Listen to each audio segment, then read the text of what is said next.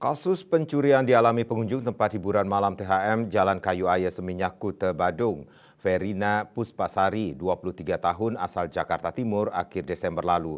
Tas korban dirobek dan uang tunai serta HP raib.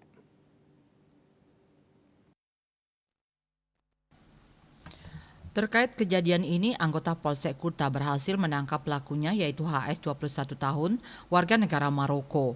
Kasih Humas Polresta Denpasar AKP Ketut Sukadi berawal saat korban bersama teman-temannya berada di TKP. Selanjutnya korban ke toilet dan tas tersebut dititipkan ke temannya yang saat itu duduk bersama dua orang yang baru dikenalnya berkeluarga negaraan Maroko.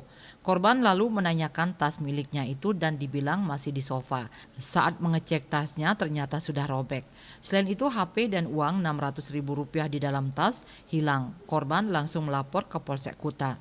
Berdasarkan laporan itu, tim Opsnal Polsek Kuta dipimpin Panit Ibtu Adiwaluyo melakukan penyelidikan. Berdasarkan hasil penyelidikan dan rekaman CCTV, posisi HP tersebut berada di seputaran Jalan Popis 1 Kuta. Polisi langsung memburu pelaku dan berhasil ditangkap di hotel. Saat diinterogasi, pelaku mengaku perbuatan mencuri HP tersebut. Saat ini pelaku ditahan di Polsek Kuta. Kertanegara Bali Pos melaporkan.